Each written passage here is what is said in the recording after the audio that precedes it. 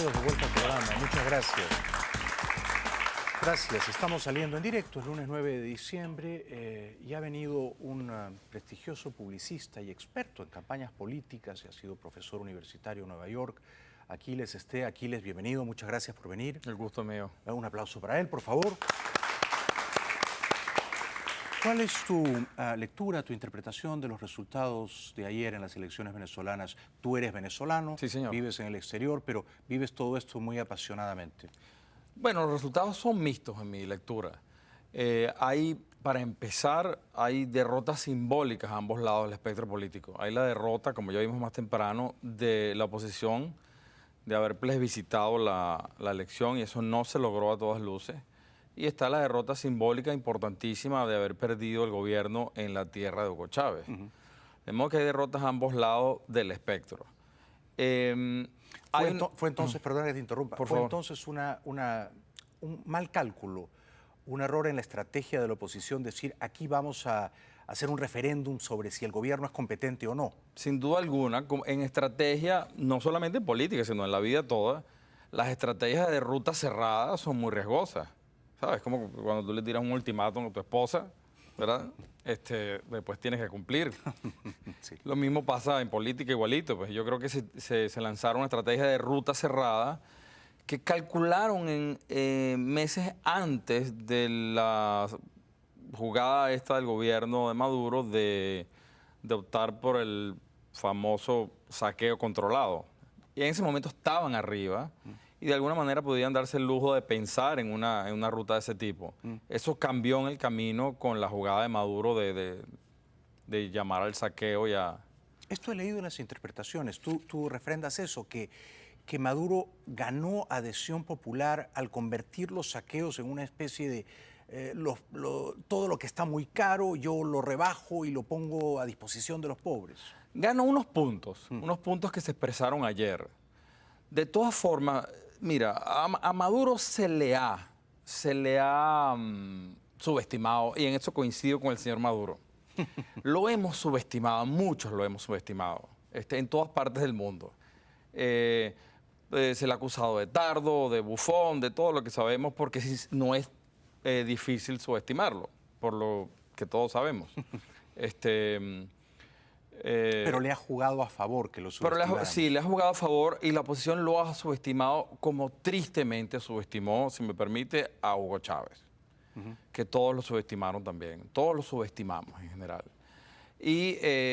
Pero eso me da una mala espina, Aquiles, porque tú que eres un reconocido experto en campañas políticas, al decir esto, entonces, de alguna manera nos estás diciendo que tal vez Maduro sí va a durar los 6 años. Pero claro, de su por mandato. supuesto, Jaime, esta situación venezolana, lo trágico de lo que pasó ayer, es que la situación venezolana ya es de mediano plazo.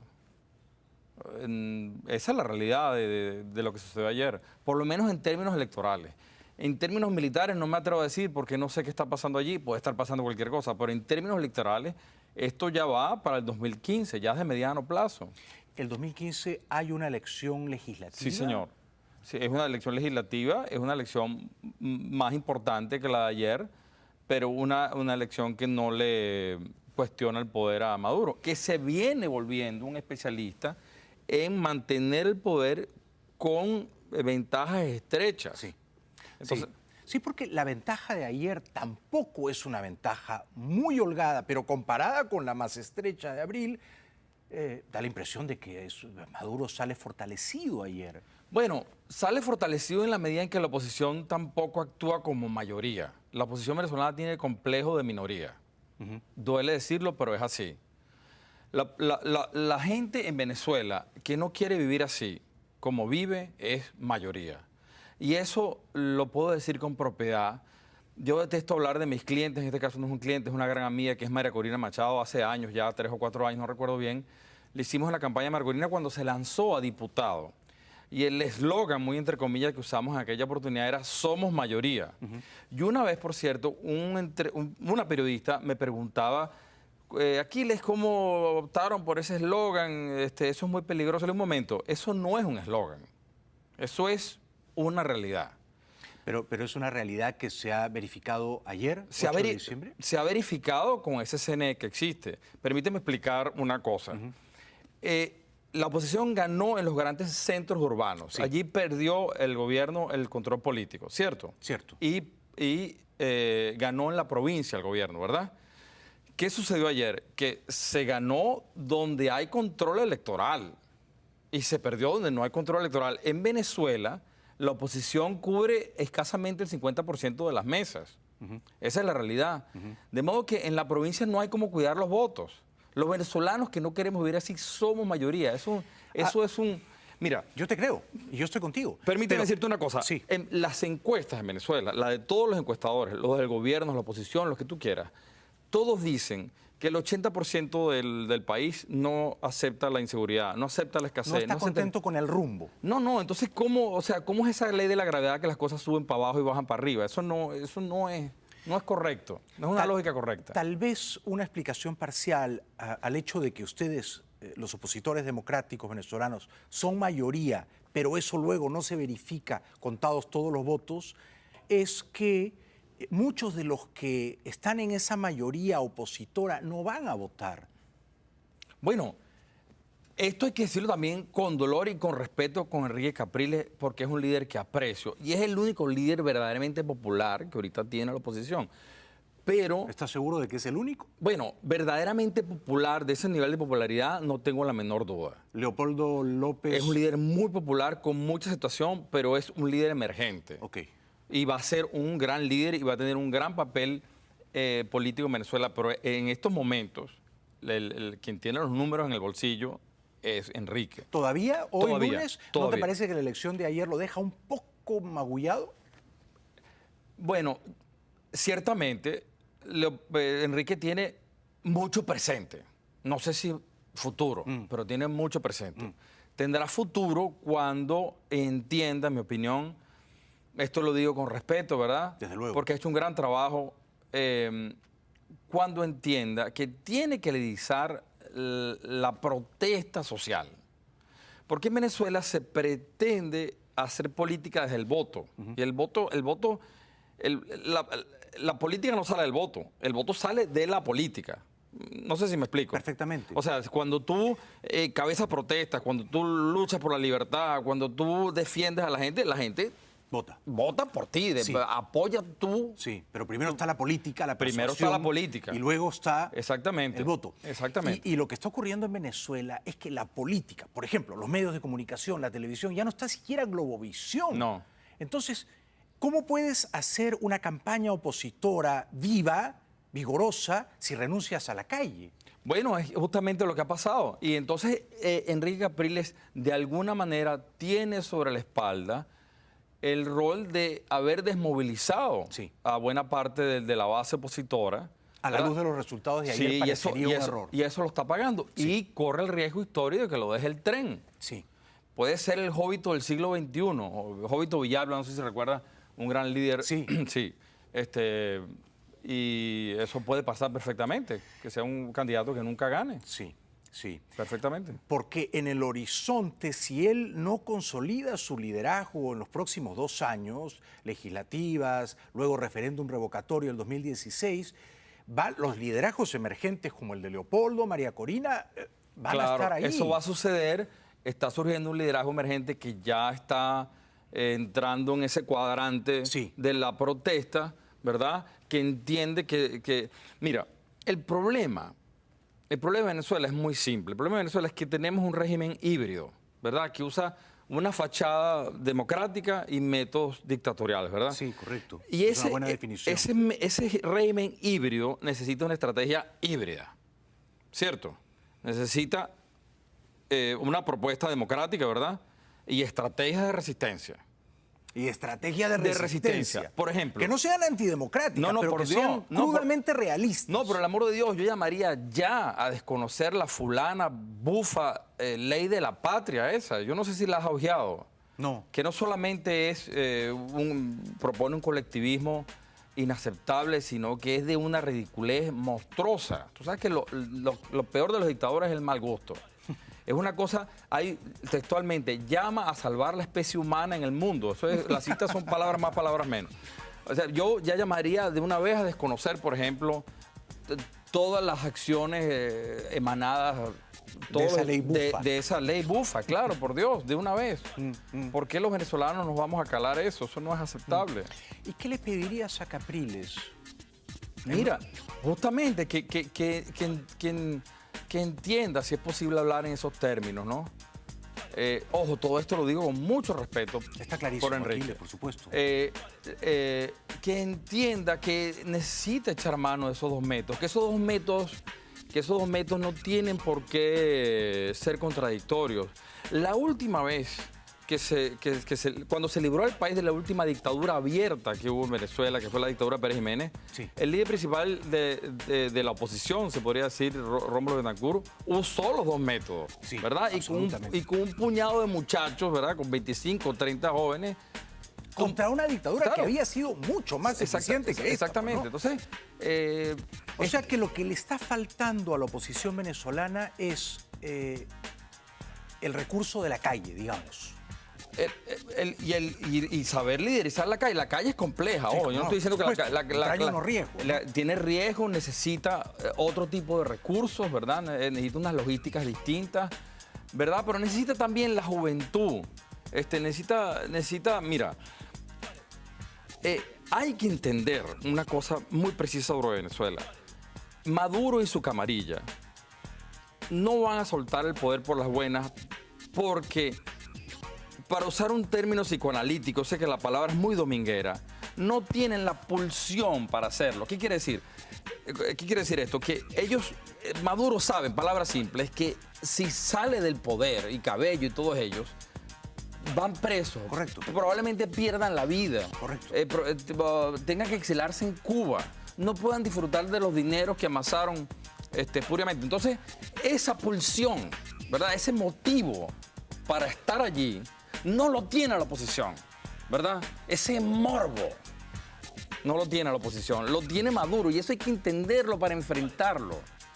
Los motivos que tienes para estar en el poder son muy profundos y muy irracionales. Y estos jóvenes que están insurgiendo tienen que entender ese problema y tienen que estar a la altura de esa pulsión. Es absolutamente brillante lo que has descrito. El tiempo es cruel. Ojalá te estén escuchando en Venezuela, que eres un analista de una lucidez devastadora. Aquiles. No era la intención. Muchas gracias por visitarnos. El gusto es mío. Gracias por la invitación. Y ojalá que todo lo que has dicho cale profundamente. Seguro. Ojalá. Gracias. Un aplauso para Aquiles Esté, por favor. Bueno. Gracias.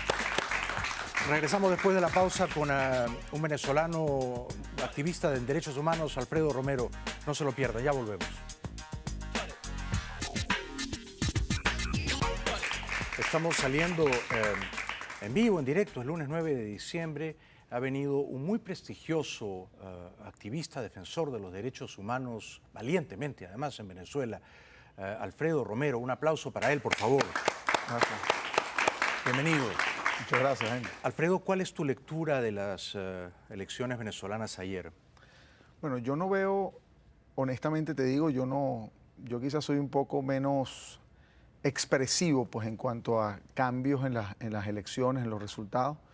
Yo siento que Venezuela vive un proceso de polarización acompañado de un esquema sistemático de persecución, de temor contra la población, que no permite que la población elija incluso libremente, no solo a sus representantes, sino elija incluso libremente su forma de vivir. Y te lo digo. En ese clima, digamos, que tú has descrito de persecución, de acoso, por lo tanto, ¿tú dirías que las elecciones de ayer son limpias o están viciadas por...? Es que lo que está viciado es el sistema en general. Es decir, mira, por decirte, vamos a hablar de lo reciente hacia el pasado. Sí.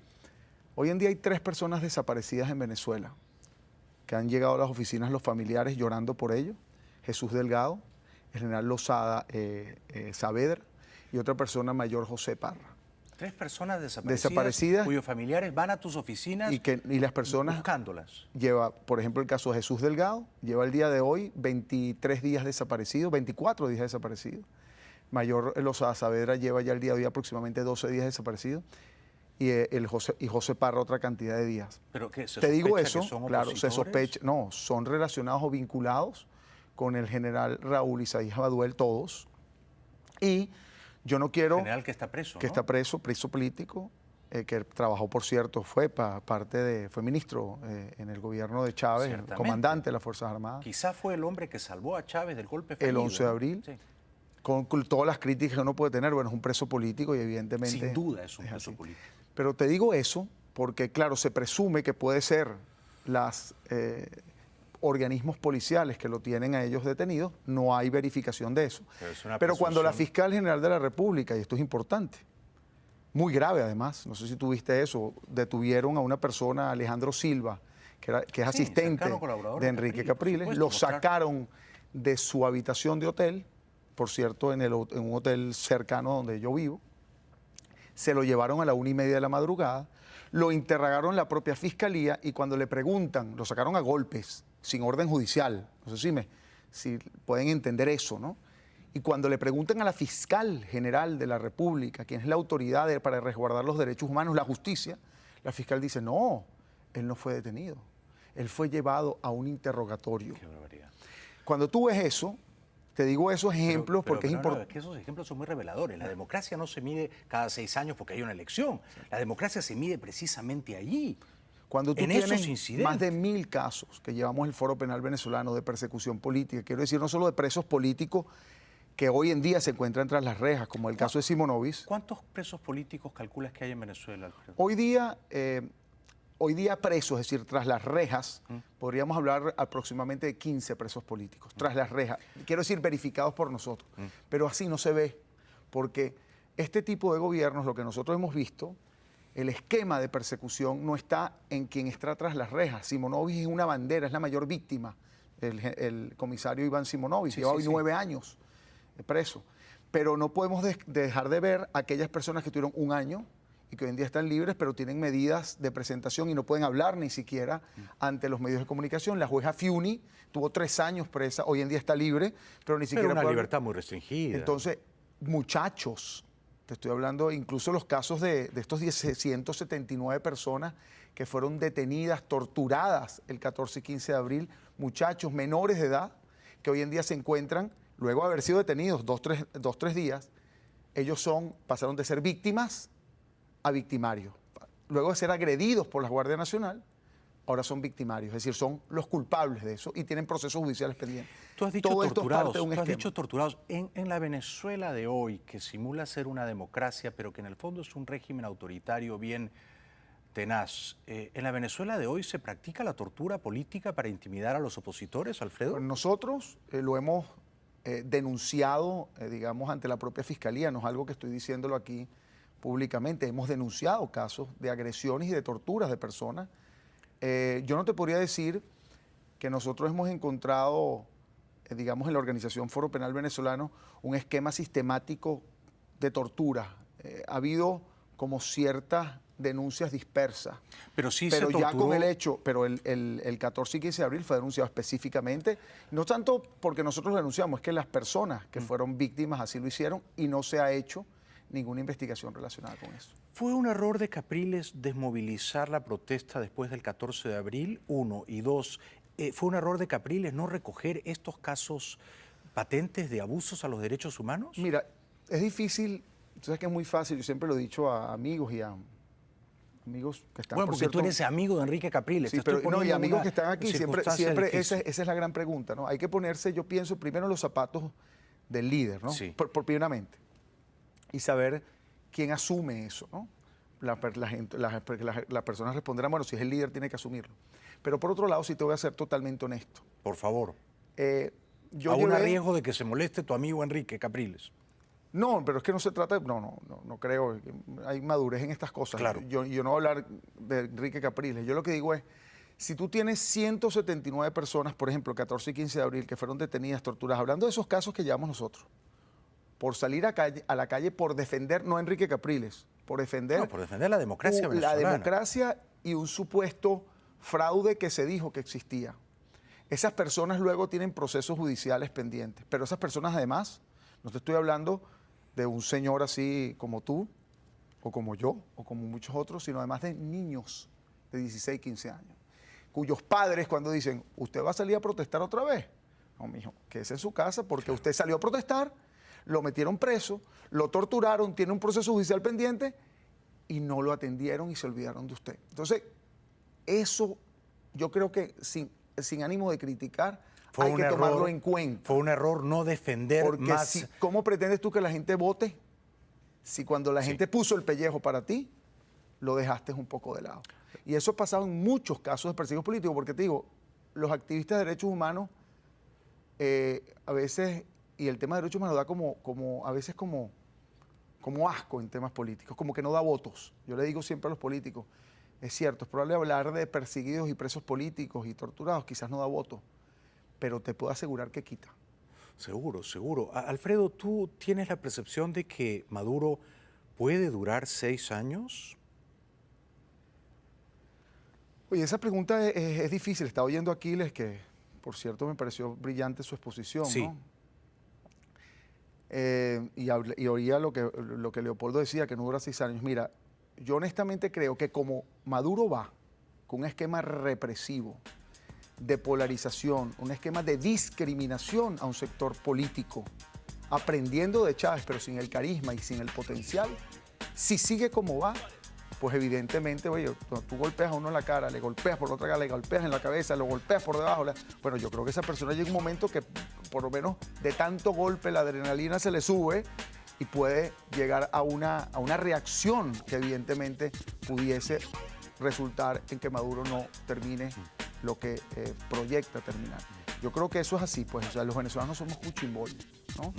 Puchimbol, pues, como le llamamos nosotros, que le da golpes todo el tiempo, ni somos, digamos, sadomasoquistas, ¿no? Que va a recibir golpes del gobierno constantemente. Esta es mi última pregunta porque no queda mucho tiempo. Te ruego una respuesta breve. ¿Qué liderazgo opositor te inspira más confianza? ¿El de Enrique Capriles todavía o le ves más proyección a Leopoldo López? Yo creo que o Antonio Ledesma, que Antonio Ledesma, por cierto, es uno de los ganadores ayer. A mí me gustaría, honestamente, un liderazgo que se complemente, ¿no? Yo sí siento que hace falta en Venezuela un liderazgo que se complemente, pero más que eso, y con esto yo sé que tenemos poco tiempo, pero ¿sabes de dónde tiene que nacer el liderazgo? ¿De dónde va a nacer el líder verdadero? Que el que acepte y entienda que hay una cantidad de venezolanos que se movilizan, que reaccionan, que te apoyan y que están ahí buscando que alguien, digamos, les levante la mano. En estas elecciones, un error que se cometió, debo decirlo, es que, por ejemplo, muchos de los concejales que fueron colocados allí por la mesa de unidad no fueron los concejales que debían ser colocados, como eran los vecinos, las personas que se movilizaron, que llevan 14, 15 años trabajando. Vienen las elecciones a la Asamblea Nacional. Ojalá la mesa de unidad tome en cuenta liderazgos de la población para poder entonces, lo que decía Aquiles anteriormente, la política primero, después los votos, y yo creo que eso es importante. Muchas gracias, Alfredo Romero, por venir al programa. Regresamos después de la pausa, ya volvemos.